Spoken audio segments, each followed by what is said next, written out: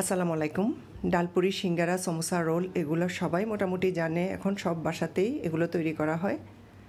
এরপরও আজ আমি সমোসা বা রোলের ভেতরের যে পুরটা ওইটা দেখাবো। ওই রেসিপিটাই আজকে আমি শেয়ার করব এবং এই রেসিপিটা খুব সহজভাবে কীভাবে করা যায় এবং অনেক বেশি মজার হয় সেই রেসিপিটাই আমি আজকে শেয়ার করছি। তা আমি যেভাবে একদম ইজিভাবে রোল এবং সমোসার ভেতরের পুরটা তৈরি করি ওইটাই শেয়ার করছি। তো আমি তেল দিয়ে দিলাম, তেল দিয়ে বেশ কিছুটা পরিমাণ পেঁয়াজ কুচি দিয়ে দিলাম, দিয়ে খুব কম জালে ঢাকনা দিয়ে ঢেকে রাখলাম, সাথে একটু লবণ দিয়েছিলাম। আর একদম কম জালে ঢাকনা দিয়ে ঢেকে রেখে দিলে দেখা যায় যে এটা ভাপে ভাপে অনেকটুকুই একেবারে পেঁয়াজগুলো সফট হয়ে যায়।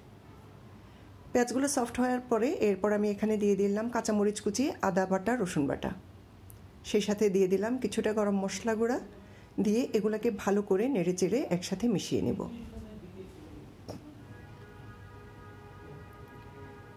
ভালো করে একেবারে ভাজা ভাজা করে নিতে হবে।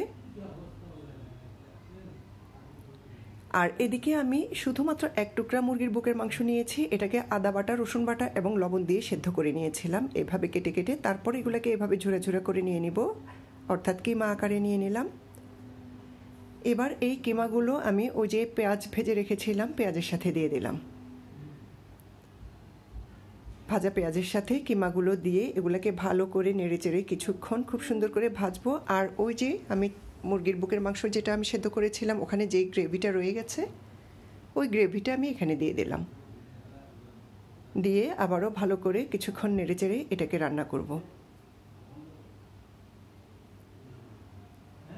তো এটা পুরোপুরি তৈরি হয়ে গেছে। এবার এখানে আমি কিছুটা ধনেপাতা দিয়ে দিলাম কিছু টমেটো সস। ধনেপাতা এবং টমেটো সস দিয়ে এগুলা আরও কিছুক্ষণ একটু নেড়ে চেড়ে নেব।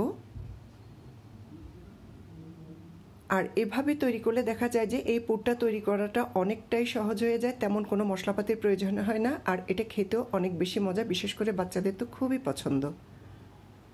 আর আমি এভাবেই রোল এবং সমোসার যে ভেতরের পুর এটা এভাবেই তৈরি করে থাকি। এই তো আমার সমোসার ভিতরের পুরটা তৈরি হয়ে গেল। আজ আমি এটা দিয়ে রোল বানাবো। আর রোল তৈরি করার জন্য আমি ময়দা নিয়ে নিয়েছি, কিছু ময়দা নিয়ে ছোট ছোট ডো করে এরপর এগুলোকে ছোট ছোট এভাবে লেচি আকারে তৈরি করে নিয়েছি, ছোট ছোট লুচির মতো করে নিয়েছি।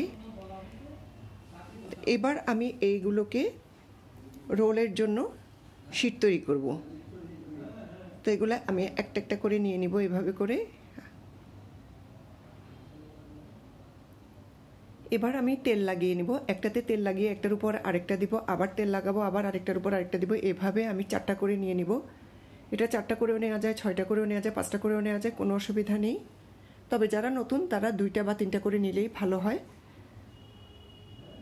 তো আমি এভাবে প্রতিটা ছোট ছোট লুচিগুলোকে এভাবে 4টা করে নিয়ে নিয়েছি, তেল দিয়ে দিয়ে এভাবে একটার উপর একটা তেল দিয়ে দিয়ে এভাবে করে আমি 4টা করে নিয়ে নিয়েছি। এখানে আমি অল্প করেই বানিয়েছি, বেশি বানাইনি।